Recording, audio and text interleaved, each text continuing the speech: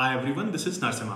आज इस वीडियो में आपके लिए बेस्ट म्यूचुअल फंड्स लेके आया हूं जिनमें आप इन्वेस्ट कर सकते हैं फॉर नेक्स्ट 5, 10, 15, 20 ईयर्स। सबसे पहले फंड की बात करें, जो सबसे बड़ा फंड है axis blue chip fund, equity का ग्रोथ। इसको खोल लेते हैं। AUM जो इसका है that is around 33,000 crore, 33,000 crore का फंड है।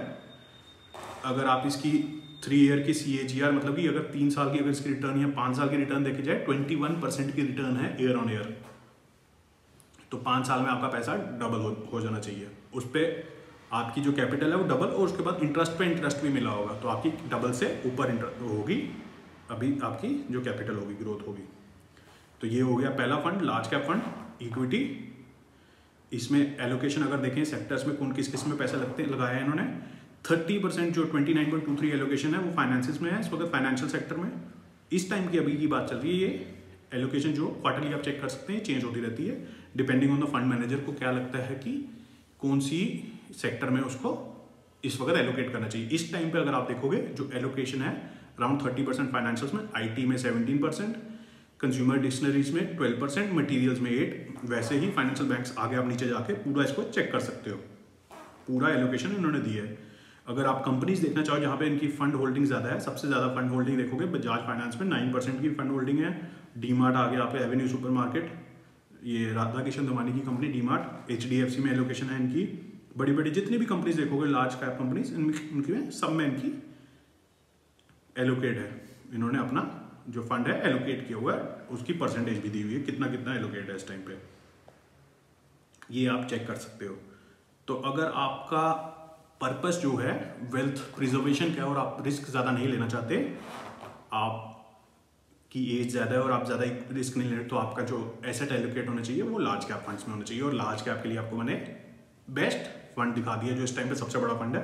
ज़रूरी नहीं है आपको यही देखना है, नेक्स्ट जो इसका फंड आ जाता है जो भी लार्ज कैप है और इक्विटी में ही एलोकेट करता है पैसे, वो SBI का ब्लू चिप है, बट उसका AUM इससे कम है, ज़्यादा कम नहीं है, 2,000 करोड़ का फर्क है, 31,000। वो डिपेंड करता है आप कौन से में लगाना चाहते हो। मैं मोस्टली उन म्यूचुअल फंड्स को प्रेफर करता हूँ जिनका AUM सबसे बड़ा होता है। अब सेकंड वन अगेन इक्विटी में देखेंगे मिड कैप। मिड कैप में जो सबसे बड़ा AUM है वो है कोटक फंड्स का। कोटक का जो है ग्रोथ में आ जाएगा mid cap opportunity funds, 30,000 crore का मार्केट कैप AUM है। तो अगर आप इसकी 5 ईयर CAGR देखोगे दैट इज अराउंड 17%। 3 साल का अगर CAGR देखोगे 20%। इसका मतलब जो लार्ज कैप फंड्स हैं, लार्ज कैप कंपनीज हैं, उन्होंने आउट परफॉर्म किया है मिड कैप को over the span of 5 years. 5 years में अगर आप उसकी लार्ज कैप की देख रहे थे, उनकी भी 20 या 21% की रिटर्न थी। मिड कैप की जो है वो 17% रिटर्न है इन 5 ईयर्स। सेक्टर रोटेशन होती रहती है, कभी मिड कैप कंपनी ज़्यादा चलेंगी, कभी स्मॉल कैप चलेंगी, कभी लार्ज कैप चलती हैं।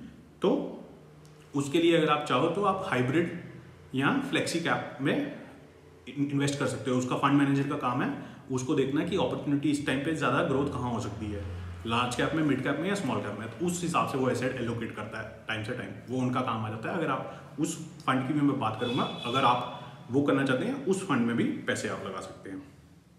इनकी अगर एलोकेशन देखें, अगेन फंड की एलोकेशन आ गई, सेक्टर्स इन विच ये इन्होंने एलोकेट किए हैं अपने, वो भी आ गया।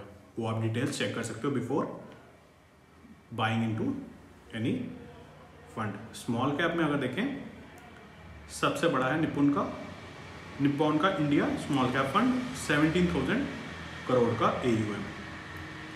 इसकी अगर इसका मतलब स्मॉल कैप ने आउट परफॉर्म किया है लार्ज कैप और मिड कैप दोनों को।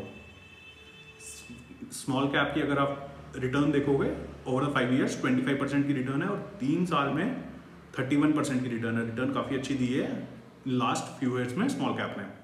तो मतलब कि स्मॉल कैप सेक्टर ने आउट परफॉर्म किया है, स्मॉल कैप कंपनीज ने आउट परफॉर्म किया है। ज़रूरी नहीं है अब ये फ्यूचर में भी यही करेंगे, नेक्स्ट 5 ईयर्स हो सकता है लार्ज कैप ज़्यादा चले या मिड कैप, वो आपको पर्सपेक्टिव लेना पड़ेगा, आपको कंपनीज देखना पड़ेंगे, आपको देखना पड़ेगा मार्केट में माहौल क्या है। तो बट पिछला अगर देखा जाए तो स्मॉल कैप कंपनीज ने आउट परफॉर्म किया है लार्ज और मिड कैप को। अब हाइब्रिड की बात कर लेते हैं। जो पहले यहाँ अगर आपने डेट में देखना है तो डेट देख लेते हैं। डेट में मोस्टली आप मनी मार्केट या कॉर्पोरेट बॉन्ड्स या लो ड्यूरेशन। डेट में बेसिकली आपका पर्पस है आपने अपनी कैपिटल को प्रिजर्व करना। इक्विटी जो माने जाता है वो होता है वेल्थ क्रिएशन। डेट आपको, जैसे कि आप मान लीजिए आपने मार्च 2020 में जब क्रैश आया था तब आपने इंडेक्स में या किसी म्यूचुअल फंड में या आपने कोई स्टॉक खरीदा था बॉटम पे, तो अब 18,600 के पास मार्केट गई है, आपने अपना प्रॉफिट बुक कर लिया है। अब आप उसको प्रिजर्व करना चाहते हो, अगली अपॉर्चुनिटी का वेट कर रहे हो कि कब मार्केट में करेक्शन आएगा फिर री एंटर कर सकते हो।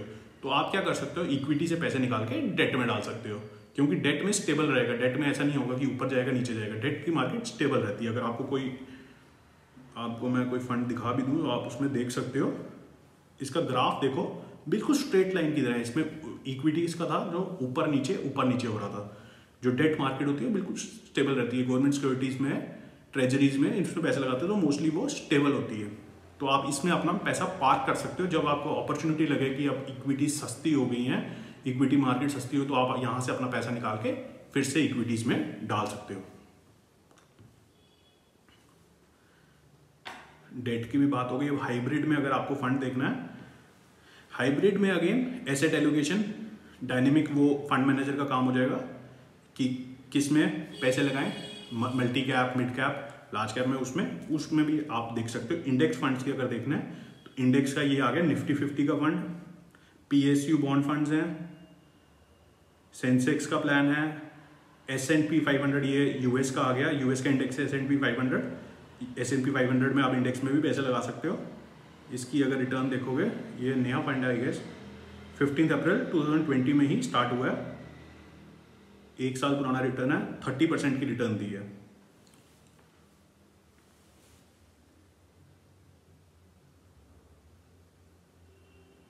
नेक्स्ट 50, हम इसमें पहला फंड ही देख लेते हैं, निफ्टी 50 इंडेक्स, निफ्टी का इंडेक्स। इसकी अगर आप रिटर्न देखोगे 5 ईयर CAGR 17% का, 17% का रिटर्न है, 1 साल की 25% की और 2 साल की 20% की। तो अगर आप इंडेक्स में पैसा लगाना चाहते हो आप ये फंड चूज कर सकते हो। बेसिकली अगर आपको कोई फंड चूज करना है उसमें आपको ज़्यादा कुछ नहीं करना, AUM देखना चाहिए, AUM बड़ा होना चाहिए। जितना बड़ा AUM होगा उतना अच्छा है। एसेट अंडर मैनेजमेंट, मतलब कि उतने लोग उसमें बिलीव कर रहे हैं, उतने लोगों ने उसमें पैसा डाला है। दूसरी चीज़ें आपको देखनी है, एग्जिट लोड और एक्सपेंस रेशियो। एक्सपेंस रेशियो आपकी कितनी है और एग्जिट लोड कितना। एग्जिट लोड इसमें 0 है, मतलब कि अगर आप आज पैसे डाल दो कल निकाल भी दो, कोई आपसे फीस चार्ज नहीं होगी। एक्सपेंस रेशियो है जो AMC वो चार्ज करेगी, म्यूचुअल फंड कंपनी आपके पैसे एलोकेशन या उनके चार्ज करती है, वो 0.2 का मिनिमम चार्ज होगा। थर्ड हम बात कर सकते हैं फंड ऑफ फंड्स की। इसमें अगर आप देखोगे मोतीलाल ओसवाल है, नैस्डैक 100, अगेन यूएस का फंड है, IT सेक्टर का, जो टॉप 100 कंपनीज है नैस्डैक की, उसमें पैसा लगाते हैं।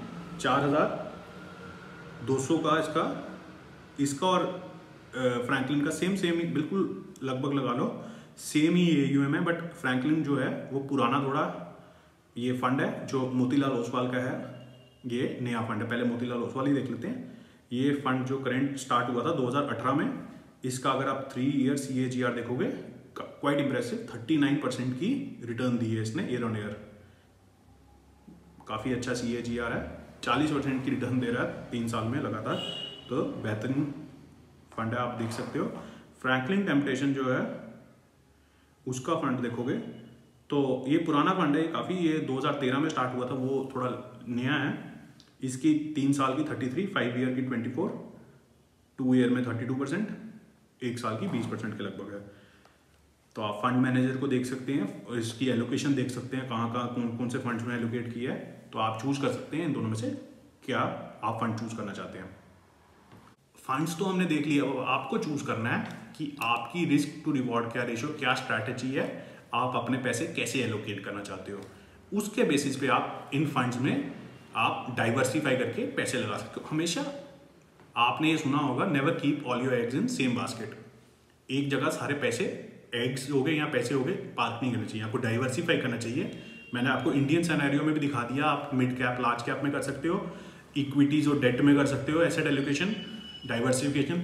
इंडिया से अगर बाहर का चाहो तो ग्लोबली भी कर सकते हो, US में इन्वेस्ट करके।